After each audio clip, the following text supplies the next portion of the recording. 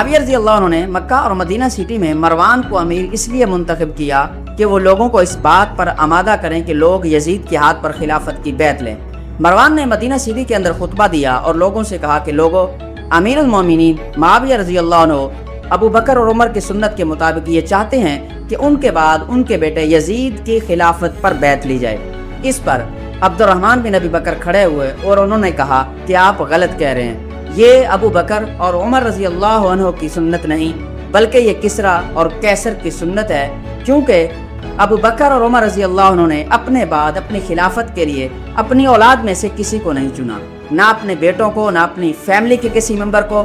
بلکہ انہوں نے لوگوں کی رائے پر چھوڑ دیا۔ معاویہ رضی اللہ عنہ عائشہ رضی اللہ عنہ کے پاس مسلمانوں کی شکایت لے کر گئے کہ یہ لوگ میری مخالفت کر رہے ہیں یزید کی بیعت کے معاملے میں۔ اس پر عائشہ رضی اللہ عنہ نے معاویہ رضی اللہ عنہ کو نصیحت کی کہ میں نے سنا ہے کہ آپ ان حضرات پر تشدد کرتے ہیں اور انہیں قتل کی دھمکیاں دیتے ہیں۔ اس پر معاویہ رضی اللہ عنہ نے کہا کہ میں ایسا ہرگز نہیں کر سکتا، کیونکہ یہ لوگ میرے لیے قابل احترام ہیں، بلکہ بات یہ ہے کہ عراق، شام اور تمام مسلمان یزید کے ہاتھ پر بیعت لے چکے ہیں۔ اب آپ ہی بتائیں کہ اس بیعت کو مکمل ہونے کے بعد میں کس طرح توڑ دوں، کیونکہ تمام مسلمان ایک کلمہ پر ایک شخص پر متفق ہو چکے ہیں۔ آپ ہی بتائیں۔ اس پر عائشہ رضی اللہ عنہ نے کہا کہ یہ تو آپ کی رائے ہے نا، دوسرے لوگوں کی تو یہ رائے نہیں ہے۔ میں آپ سے یہ کہتی ہوں کہ آپ ان حضرات کے ساتھ تشدد نہ کیجیے بلکہ ان کے ساتھ احترام سے پیش آئیے۔ اس کے بعد معاویہ رضی اللہ عنہ مدینہ سے مکہ حج کے لیے تشریف لے گئے اور وہاں جا کر عبداللہ ابن عمر کو بلایا اور عبداللہ ابن عمر سے کہا کہ تم تو کہا کرتے تھے کہ مجھے یہ پسند نہیں کہ میں ایک رات بھی بغیر امیر کے گزاروں،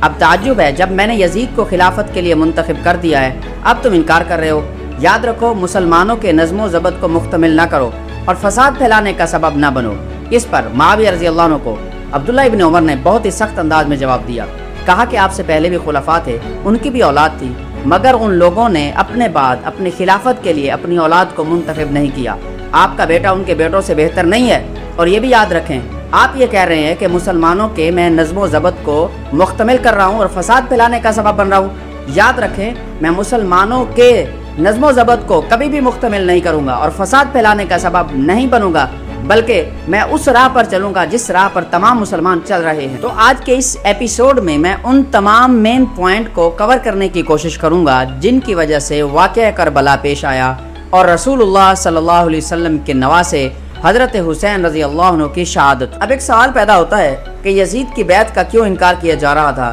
اور حسین ابن علی رضی اللہ عنہ کی بیعت پر کیوں اصرار کیا جا رہا تھا؟ تو اس کا آسان سا آنسر یہ ہے کہ یزید اس قابل ہی نہیں تھا کہ اسے مسلمانوں کا خلیفہ بنایا جاتا، کیونکہ یہ شخص فاسق اور فاجر تھا۔ اس وقت پورے عالم اسلام میں اگر کوئی شخص خلیفہ بننے کے قابل تھا تو وہ حسین ابن علی رضی اللہ عنہ تھے، ان کے علاوہ کوئی دوسرا شخص نہیں تھا۔ یزید کو خلیفہ منتخب کرنے کے بعد مسلمان دو حصوں میں ڈیوائیڈ ہو گئے، ایک وہ لوگ جنہوں نے یزید کی بیعت کو قبول کر لیا اور دوسرے وہ جنہوں نے یزید کی بیعت کو قبول کرنے سے انکار کر دیا، جن میں ٹاپ آف لسٹ حسین ابن علی رضی اللہ عنہ،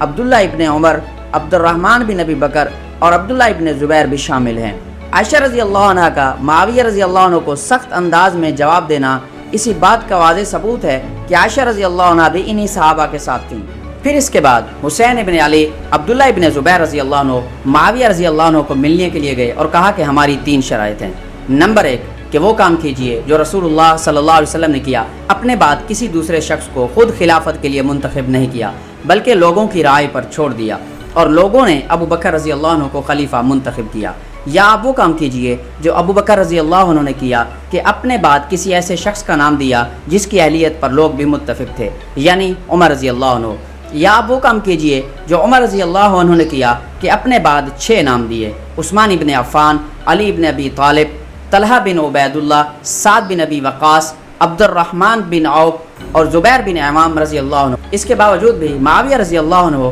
اپنے ہی موقف پر ڈٹے رہے اور کہا کہ اب یزید کی خلافت کا انکار تمہارے لیے جائز نہیں۔ معاویہ رضی اللہ عنہ آخری دم تک اپنے موقف پر قائم رہے کہ یزید کی خلافت پر ہی بیعت لی جائے۔ پھر سن 60 ہجری 680 عیسوی میں جب معاویہ رضی اللہ عنہ کی وفات ہو گئی تو ان کی وفات کے بعد یزید نے تخت سنبھال لیا اور تخت سنبھالنے کے فوراً بعد معاویہ رضی اللہ عنہ کی وفات کی خبر کے شائع ہونے سے پہلے ہی ولید بن عتبہ بن ابی سفیان جو مکہ اور مدینہ سٹی کے امیر تھے ان کو حکم بھیجا کہ وہ حسین رضی اللہ عنہ کو ہر قیمت پر میری بیعت پر مجبور کریں۔ اس پر جب یہ میسج ولید بن عتبہ بن ابی سفیان کو ملا تو وہ پریشان ہو گیا اور اس نے مشورہ کے لیے مروان نے ولید بن عتبہ بن ابی سفیان کو یہ مشورہ دیا کہ حسین رضی اللہ عنہ کو بلاؤ اور انہیں یزید کی بیعت پر مجبور کرو، اگر وہ بیعت کو قبول کر لیتے ہیں تو ٹھیک ہے، ورنہ انہیں اسی وقت قتل کر دو۔ اس پر ولید بن عتبہ نے عبداللہ ابن عمر کو حسین رضی اللہ عنہ کو بلانے کے لیے کہا۔ وہ ان کا پیغام لے کر گئے تو یہ حضرات مسجد میں تھے۔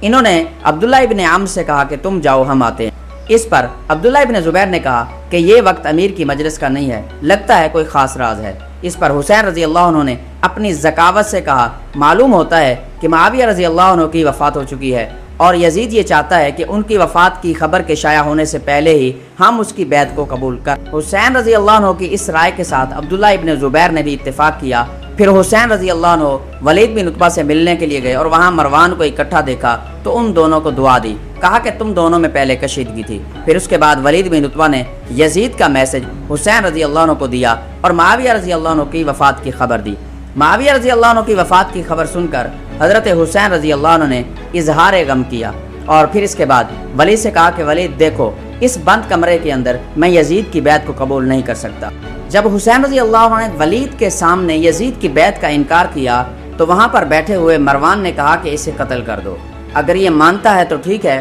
ورنہ یہیں پر ہی اس کا خاتمہ کر دو۔ اس پر حسین رضی اللہ عنہ کھڑے ہوئے اور کہا، مروان تم کون ہوتے ہو جو ہمیں قتل کرواؤ؟ پھر حسین رضی اللہ عنہ یہ کہہ کر چلے گئے اور مروان نے ولید کو ملامت کیا کہ ایسا موقع دوبارہ تمہارے ہاتھ نہیں آئے گا، تم نے موقع گوا دیا۔ اس پر ولید بن عتبہ نے کہا کہ جس کے سر پر حسین رضی اللہ عنہ کا خون ہو وہ نجات نہیں پا سکتا۔ جب اس بات کا علم یزید کو ہوتا ہے تو یزید نے ولید بن عتبہ بن ابی سفیان کو اپنے عہدے سے معزول کر دیا، یہ کہہ کر کہ تم نے اپنے کام میں سستی دکھائی ہے، اور اس کی جگہ پر سعید بن اشدق کو لگا دیا، اور پولیس میں آفیسر عبداللہ ابن زبیر کے بھائی عمر بن زبیر کو لگا دیا، کیونکہ اسے پتا تھا کہ ان دونوں بھائیوں کی آپس میں ناچاکی ہے۔ تو عمر بن زبیر اپنے بھائی عبداللہ ابن زبیر کو گرفتار کرنے میں کسی قسم کی کوتاہی نہیں کرے گا، اور ایسا ہی ہوا۔ عمر بن زبیر نے جو لوگ عبداللہ ابن زبیر کی حمایت کرنے والے تھے ان لوگوں کو بلایا اور ان کی مار پیٹ کی اور ان پر تشدد کیا تاکہ میرا رعب ان لوگوں پر جمع رہ سکے۔ اور صرف یہی نہیں بلکہ 2000 لوگوں کا لشکر لے کر عبداللہ ابن زبیر کو مکہ سے گرفتار کرنے کے لیے بھی چلا گیا۔ اس کو ابو شریح خزائی نے منع کیا کہ یہ مکروہ حرکت ہے، مکہ اللہ تعالیٰ کا حرمت والا شہر ہے، اس میں قتال نہ کرو، لیکن آگے سے یہ حدیث میں تعویلیں کرنے لگا۔ پھر عبداللہ ابن زبیر نے اپنا لشکر بھیج کر مکہ سے باہر ہی اس پر حملہ کروا دیا اور یہ شخص بھاگ گیا اور اس کو شکست ہوئی اور اس نے علقمہ کے گھر میں جا کر پناہ لی۔ اہل کوفہ کو جب معاویہ رضی اللہ عنہ کی وفات کی خبر ملتی ہے تو اب یہ لوگ شیعہ سلیمان سرد خزائی کے مکان پر جمع ہوتے ہیں اور حسین رضی اللہ عنہ کو خط لکھتے ہیں۔ اب ایک خطوط کا سلسلہ شروع ہو جاتا ہے۔ حسین رضی اللہ عنہ کو ان کے جب خط موصول ہوتے ہیں تو یہاں پر عبداللہ ابن متی کی نصیحت بھی یاد آتی ہے، کیونکہ عبداللہ ابن متی نے حسین رضی اللہ عنہ کو یہ نصیحت کی تھی کہ آپ کوفہ نہ جائیے گا، کیونکہ کوفہ منحوس شہر ہے، اس میں آپ کے والد ماجد کو قتل کیا گیا اور آپ کے بھائی کو بے یار و مددگار چھوڑ دیا گیا۔ Subscribe, thank you.